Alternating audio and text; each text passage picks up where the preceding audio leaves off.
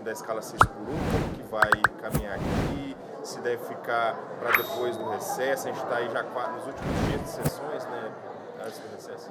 Eu não falei com o presidente Davi Alcolumbre, imaginei até que ele pudesse estar hoje na audiência para tratar do tema.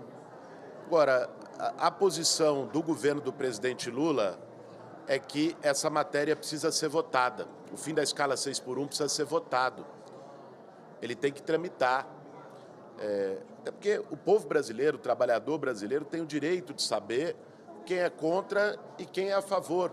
É uma proposta de amplo impacto social.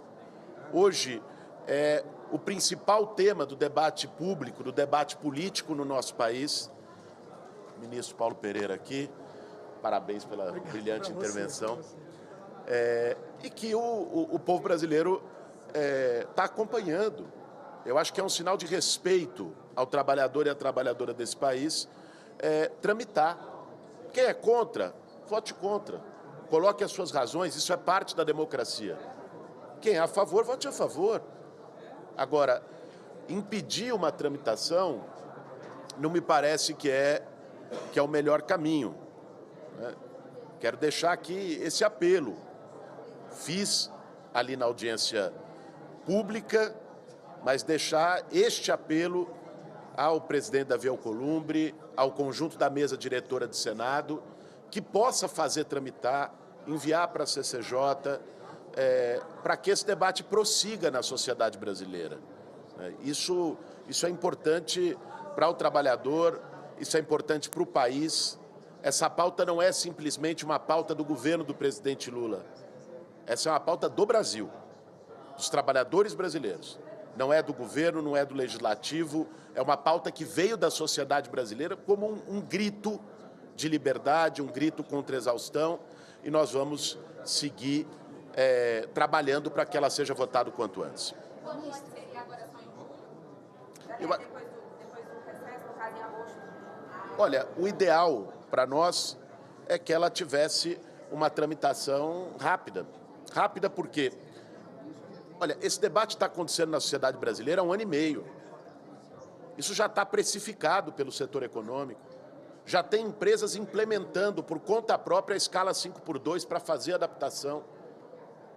Na Câmara foi aprovada uma certa transição, não para 6 por 1, mas para as 40 horas, uma transição de 1 ano.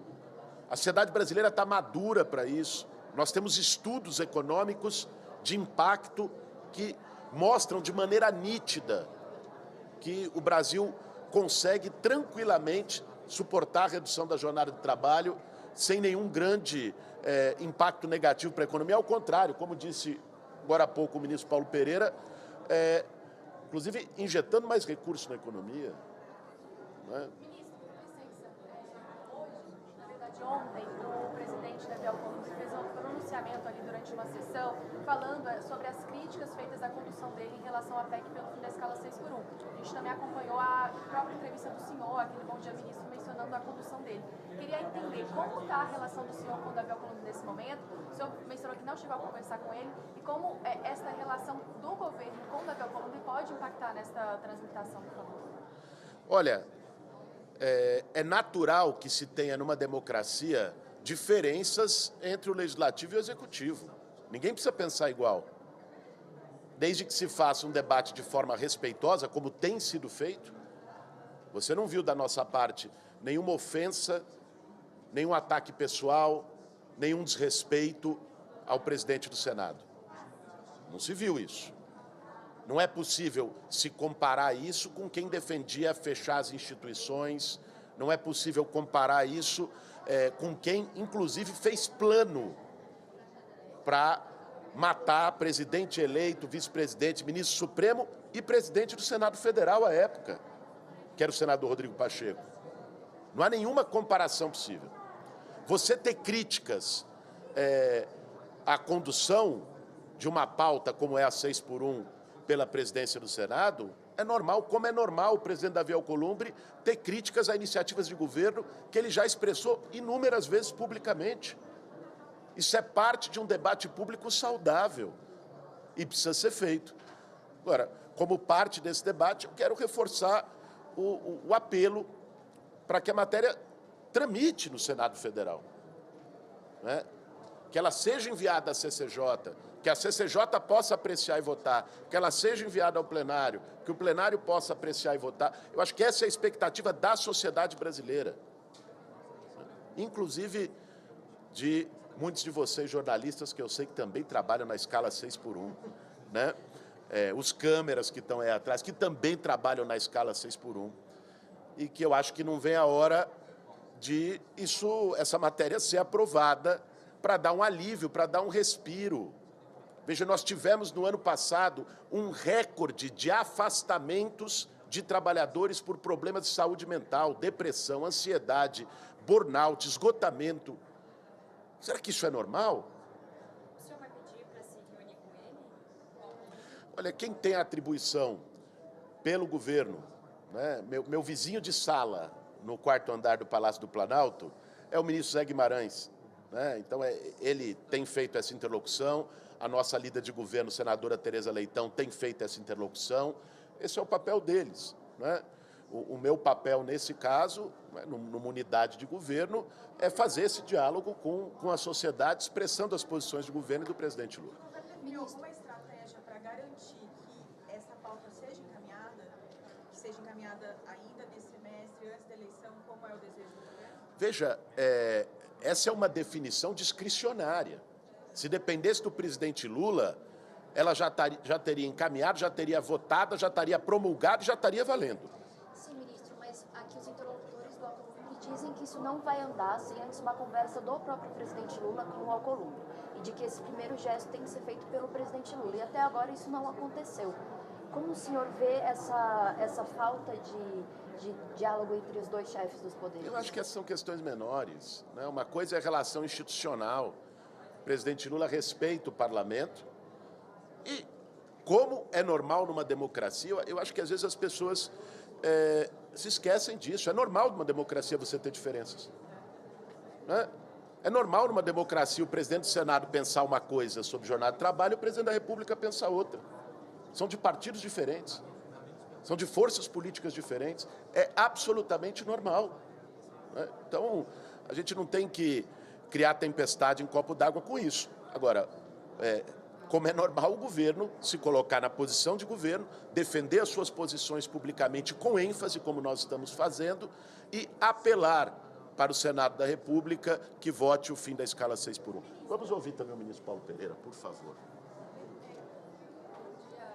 A respeito do período de transição, mais cedo a gente ouviu uma fala do senador Paim sobre a possibilidade de se retirar totalmente o período de transição com a implementação imediata, o que seria apoiado pelo próprio Davi Alcolumbre. Hoje o governo se posiciona para a retirada completa do período de transição, a gente quer entender isso.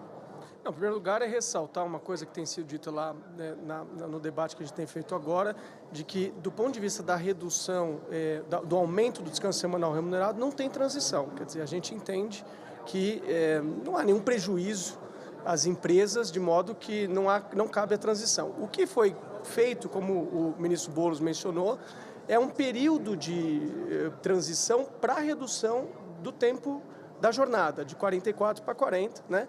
E esse período teria um tempo de redução. Eu acho que cabe ao parlamento fazer esse debate aqui, não é, Boulos, no Senado Federal.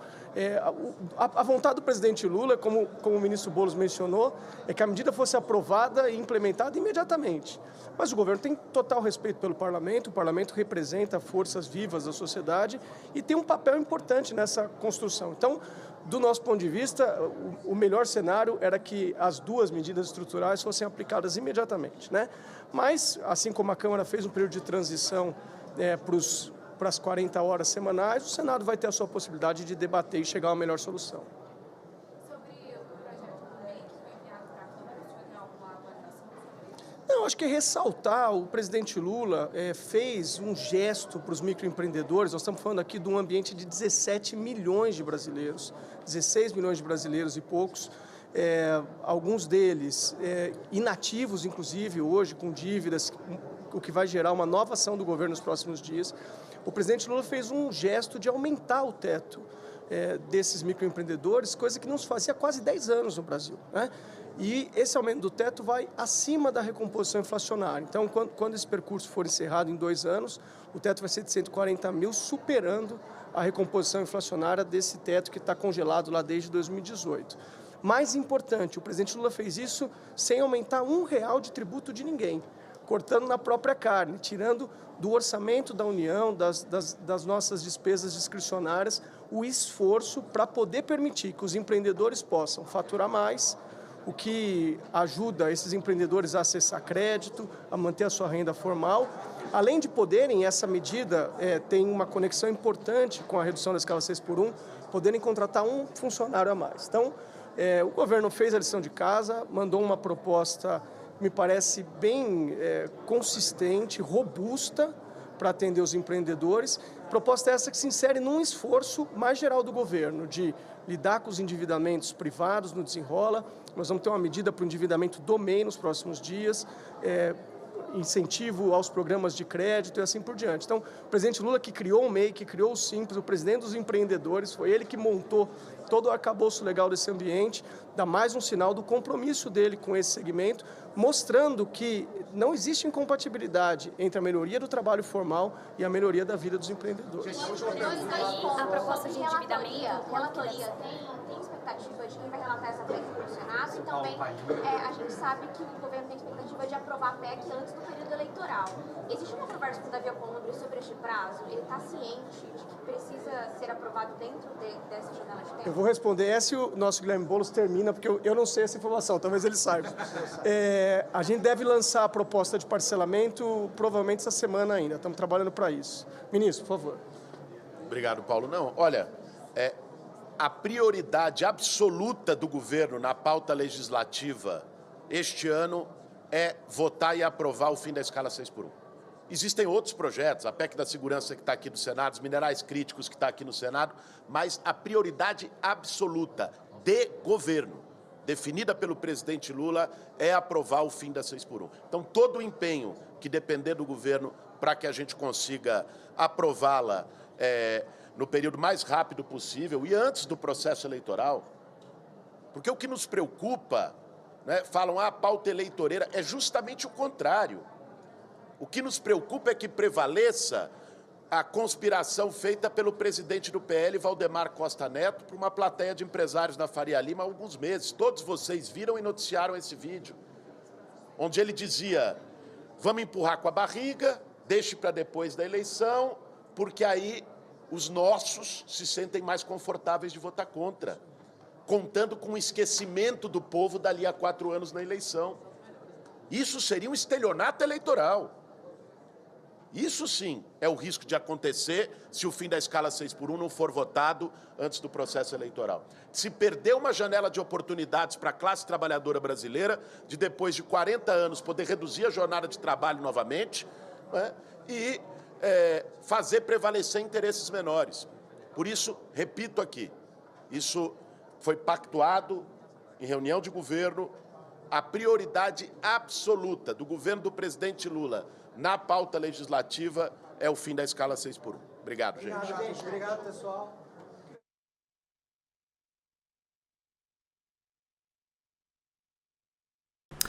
Fala, galera da Folha TV, não se esquece de se inscrever aqui no nosso canal para assistir programas como Folha Notícias Manhã, Folha Notícias Noite, o nosso Folha Entrevista e o nosso Barzinho das Meninas. Muitas coisas bacanas a gente acompanha por aqui e a gente precisa muito, muito do apoio de vocês para nosso trabalho jornalístico, investigativo, de curadoria de conteúdo, com vocês ajudando no nosso Pix, folhademocrata@gmail.com, ou mandando superchats, valeu demais, e os recursos financeiros, tornando-se membro do nosso canal, no nosso curso de jornalismo básico, para você ficar muito bem informado a respeito de tudo.